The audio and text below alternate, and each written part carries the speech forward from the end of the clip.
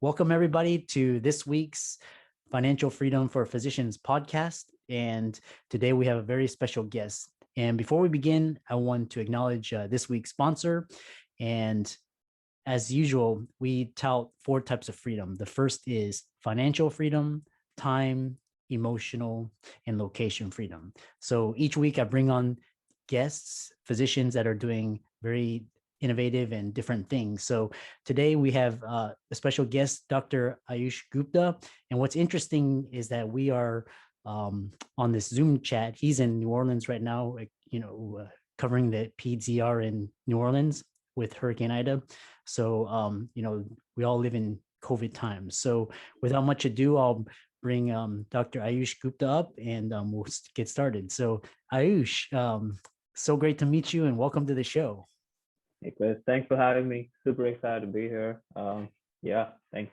Yeah, so you're a pediatric emergency physician and you help medical professionals reach financial freedom through house hacking and real estate investments. So last week's guest was, we talked about real estate syndicates, and this week we're going to talk about house hacking.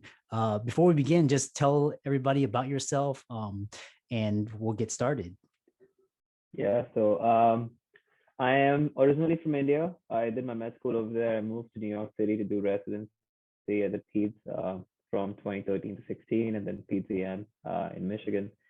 Moved down to New Orleans 2 years ago, and has been here. It's been like a whirlwind of like up and down. Like COVID hit in 2020, and I'm actually calling in right now from the hospital ER. Mm-hmm. We are under COVID lockdown. I mean, we are under the Hurricane Ida lockdown. So I've been here for a couple of days and another 2 days to go before I get to go. And I think before COVID, I was just like a lot of physicians who come out of training and go ahead and buy a dream house because finally, after like years and years of struggle, you make like real salary. I was on the same path. I was looking at single family houses at that point, and then COVID hit, could not go see houses, got into a summit and got into a few seminars, and then just learned about how other physicians are changing their life by doing a lot of other things.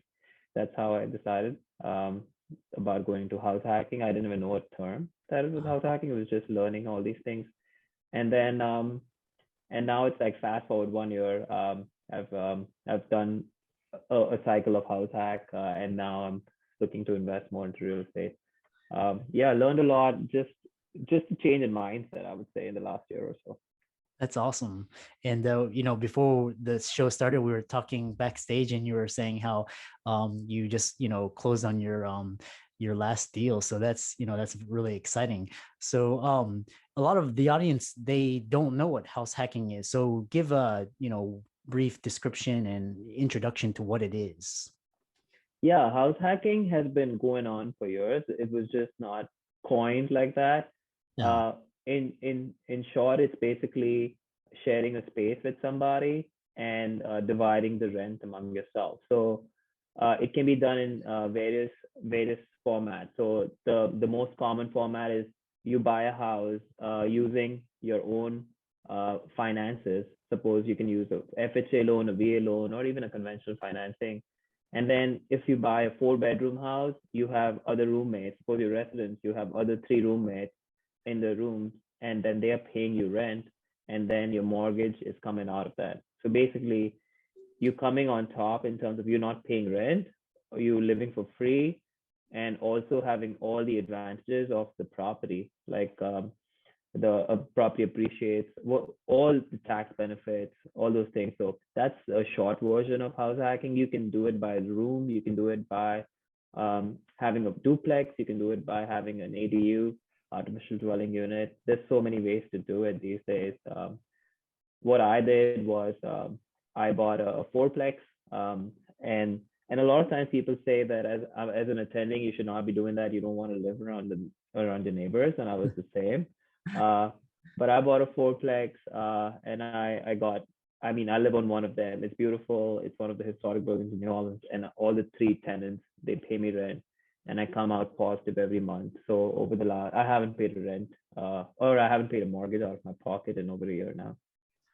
That's awesome. There's so many creative ways of personal finance, and I actually find house hacking really fascinating because that's what I did during medical school. Is actually, my first condo when I purchased in med school. I rented out the other room to and he was a med student, so it was basically, the rent was covering the mortgage, and I had to pay something like $50 a month extra, but compared to paying 1,500 or 2,000 or wherever you live per month, there's a lot of cost savings. So yeah. Exactly. And I think we as medical professionals have so many advantages of doing it. Like you have like physician loan, doctor loan, and it goes to like residents, fellows, everybody. We're just not cool about it. I wish somebody told me about it like 8 years ago, and I would uh, be so far ahead than what I am right now. But yeah. at least we can bring this to everybody out there, like to med students, residents, like you did, and look at you right now. So financially free. I think it started with house hacking. Yeah. What inspired you to get into house hacking, and why is house hacking perfect for medical professionals, even if they don't have time or money to start with? Yeah, so what got me started into house hacking again? Just listening to various podcasts and learning about it and seeing how to get your feet wet. House hacking is not the be all end all for me, but it was a great opportunity to get into um, a one of the biggest businesses, which is real estate, and it's a safe point of entry. As physicians, we try to pay safe, especially with the money, with patients, with everything. Like I'm an ER doctor, I do weird stuff in the ER, but with money, we are always like we are so tight about it. Same when we are trying to get into real estate, we think, hey, what's going to happen if we lose hundreds and thousands of dollars? House hacking was that safe starting point for me. I learned it from people around me who has done it before, and I had a mentor who was doing house hacking. Has done it like 4 or 5 times. So just learning those things, it was perfect. And I think I'm ER, I'm ADHD. What's your second question?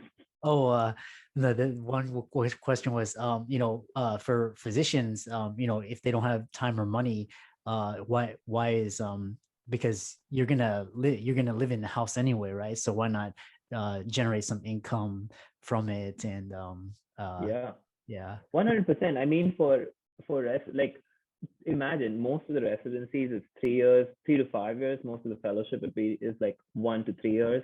Uh-huh. Um, you will be staying at that city for that period of time. Very rarely do you get transferred and the program shuts down. Uh-huh. Um, it's the perfect getaway. So if you are only doing residency and not even a fellowship, and you live at a place, you are going to pay rent. If you're not buying a house, if you buy a house and you live by yourself, you will be paying mortgage. Um, you can you can actually combine that. You can like buy a house in which you can get other residents. As residents, I always had roommates. As fellow, I always had roommates. We were fine doing that. You just like divide the rent, and 5 years later, 10 years later, that house is going to appreciate. It's going to be cash flowing. Uh-huh. You're going to have tax benefit, amortization. You have so much advantages of that Uh-huh. that it is just perfect. And also medical professionals, one thing that people think about, we don't have money to start with. I thought the same thing. I had a physician over here who got paid on closing from physician mortgage. Like people do it with $5,000, $10,000 to start with, but then never pay the 1,000, 1,500, or 2,000 rent that we end up paying in residency and fellowship for the next like 3 years. Your ROI on that is infinite. So, I mean, there's a lot of returns. Yeah. Yeah. The other thing that came to my mind when you're talking is, let's say you live in the house and you have your tenants paying. You're basically getting the asset. You're controlling the asset and you own the asset, and it's the mortgage is getting paid down by the tenants. So you're basically getting an asset for free. So, and then you can sell it, or you can move on and rent it out. So especially if you live in an extremely high cost of living area, this is one way to decrease your expenses. So Yeah. Yeah. 100%. And that sellout can be your down payment. Whatever profit you make out of the sellout can be a down payment for your first house or your next house, and Yeah, you just have the snowball effect after that. yeah, exactly. The other interesting thing was, I think it was an interview from Joe Gebbia or Brian Chesky of the CEOs of Airbnb. And because a lot of people, after 2008 crisis, they overbought properties and they couldn't, and then all of a sudden there's no jobs and, the market's tanking. So a lot of people resorted to house hacking, and they were saying that Airbnb saved them, from getting evicted or losing their house. So it's one of the strategies that you can use. So it's quite interesting. Yeah, 100%. So another advantage that you have for the Airbnb thing is wherever we're doing residency, fellowship, or even we're working, that we're around a hospital generally, and you'll always have travel nursing. You'll always have medical students who are coming for rotations. You'll always have residents, and they need places to stay for short term. There you go. Your cash and cash return on that is so high. The percent is very high compared to long term. Uh-huh. Obviously, you have tenants turnover. So which can be automated again, which you don't have to deal with it. Um, yeah, one thing I want to tell out there is like, as everybody starting out in real estate thinks that I don't want to wake up in the middle of the night and go change the toilet. I think everybody's heard that. I have never ever changed the toilet, nor will I ever do it. There are ways to, nobody expects you to do it. Your tenants respect you so much. They know that you're a physician. They respect you so much that you have an advantage. I mean, they when I was putting my units to rent out, I used to go and meet the tenants, and they used to be so nice because they think that a physician is owning the building. So or we have a lot of limiting belief, a lot of negativity, and the fact that we'll have to work on in the middle of the night while we are on call for surgery. We are on call for orthopedic, but we never have to do that. That's awesome. So what's your number one tips for getting started for the listeners, and what's your number one mistake for listeners to take caution when starting house hacking? Yeah, number one tip for starting house hacking is don't overthink and do it. Like a lot of times we try to read a lot more. I would say learn first, spend some time, find a coach or read a book, go online. There's books on house hacking these days. Read about it. Um, there are always residents in your residency. There's always fellows. There's always doctors around you who are doing it. So in just a different way, they just don't advertise it, or they just don't know the word house hacking, but they're doing it. Talk to them. Create a community. Um, when you have people in proximity of you, you will probably be able to take that step. Um, the biggest mistake that I did was I say this a lot, like no, I should stop saying it, but I got a little attached to the property that I wanted to buy. It was in a good area. It was fourplex. I used to walk around a lot. I got attached to it. So I think I might have overpaid a little bit, or that's what I thought. Um, and then when I think I could have got a better deal. That is always what every real estate investor thinks 5 years or 6 months or 1 year down the line. Hey, I think I overpaid for this. But I just refinanced it, and I realized I actually was like I came out way ahead than what I did. Yeah, in 1 year. That's awesome. So I know you were recently on the House Hacking podcast, and you have your own website. So if I know a lot of listeners are interested in house hacking as a strategy, so how would people get in contact with you to learn more about what you do and learn more about house hacking? Yeah, I mean, I have an Instagram handle and a website. The link for both is MD House Hacking, mdhousehacking.com. Um, just give me a follow, shoot me a text. I'm always happy to connect with people, just talk about it. If I can get like one person started a week on it, and that is just feels so good. Like at the end of the day, as physicians, we're not doing it to make money. Like this free. I don't do this for making money. It's just to create awareness that somebody did not teach me 8-10 years ago. So yeah, come like happy to talk anytime. And it can be done in any city. I have tried to review multiple cities around the country. Uh-huh. It doesn't matter if you live in New York City or if you live in LA or Houston or New Orleans. It can be done in any place. That's awesome, and it also I know this technique can be applied if you're even if you're renting apartment, you can just split the cost with a roommate. So there's so many different ways around the term house hacking. So Yeah. yeah, I love this conversation. It was wonderful. What's your final parting words of advice for the listeners? Yeah. I would say there's I'm part of a tribe called GoBundance, and we talk about like thinking alike. When you're part of a tribe, you think like that, and so we say something called proximity is power.